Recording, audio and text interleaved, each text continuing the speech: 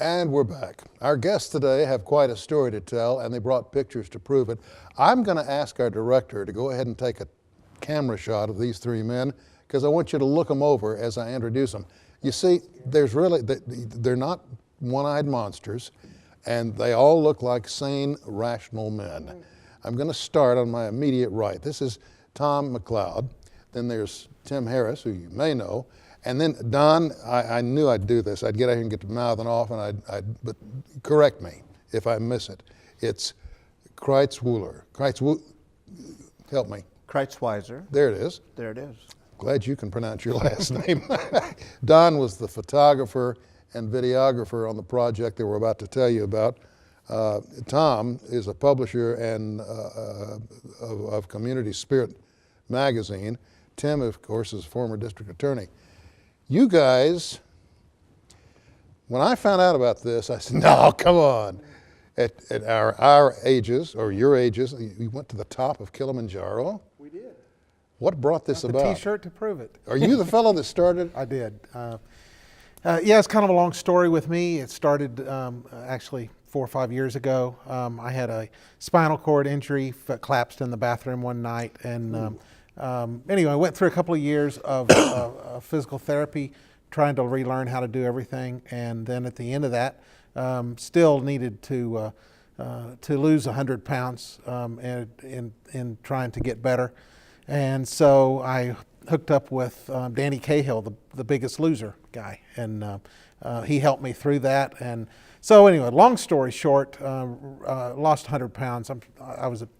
I'm still a big guy, but I was a really big guy. Congratulations, my friend. So anyway, but I just tell that part of the story because it has something to do with Kilimanjaro. So at the end of that, I felt like I needed a new challenge. And so I had interviewed an older fella who had tried to climb Kilimanjaro, made it to the last night, and ended up having to turn back. But I always thought, well, that really sounds cool, but I'm too big to ever pull anything off like that. Well, the new me decided, that maybe we could do that. What a great story. So I started watching, like everybody who has any thought about 40,000 people a year try to go climb this mountain. So the world's tallest freestanding mountain in the world. It's 19,341 feet to the top. And but it is a walking mountain. It is not a ice pick and ropes and so forth. Well, how did you get? I mean, Tim was district attorney here. He's not totally crazy. How did you get this man involved? Well, I must be crazy. As I remember, we ran into each other by chance. I thought it was a grocery store, and he said, hey, I'm putting a group of guys together, and we're going to climb Mount Kilimanjaro. And I was like, oh, yeah, okay, right.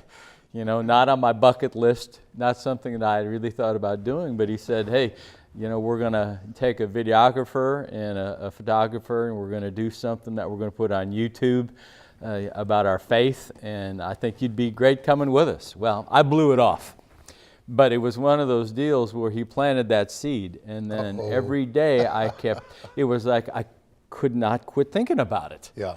And finally I just said, yeah, I went to the first meeting we had, and I didn't know anybody else who was going to climb except for Tom. And I thought, wow, this would be a real unique experience, but with a bunch of guys that I don't know. I mean, people do die doing this, right? Of course. And so it was like, well, do I want to die knowing one other guy? And then it was like once I dropped the hammer and talked to my wife, and everyone kind of raised an eyebrow and said, you're going to do what at 63? And I said, I think I'm going to try and get in shape with Kilimanjaro. And really, I just said, let's see if I can maybe get back into shape. And so lost 22 pounds. My legs were stronger than they had ever been, and I just said, okay, I'm going to do it. I dropped the hammer. Well, how then did we get Don involved? Who brought him in? Well, initially, Don was the first one I'd talked to. We'd worked together for years, and I admire his work, and so I said, hey, have you ever thought about going to Kilimanjaro and helping us with this project? So, well, and he didn't know at that time. That was in what, November of 13, I think, perhaps. I had been to Tanzania a couple years before that. And that's another whole long story, but I'd been to Tanzania and had been to Moshi, which is a little village probably 60 miles from Kilimanjaro. And the whole time I was there, the whole focus is Everyone wants to climb Kilimanjaro, but I wasn't there to do that. And so I just, no, I'm not climbing. But the whole time they kept saying there's the mountain, but it was socked in. It was clouded the whole time that I was there, a week and a half or so, a little over a week and a half. And I never saw until we were driving out, and I saw just the summit as we were driving to the airport the last day.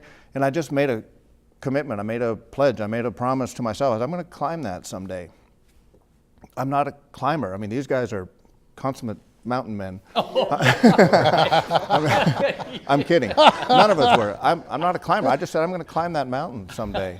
No clue how that was going to come about. And then about a year and a half later, the phone rings, and I can take you to the spot I was standing and where I sat down on the step when the phone rang. And he said, hey, I'm thinking about, would you want to? And I said, I couldn't get yes out fast enough. Yeah. And then I told him the story. So now the stage is set. We've got three seemingly normal men about to embark on a really crazy mission. And they brought back pictures. You're not going to believe what you're about to see. Stay with us. We'll have more right after this.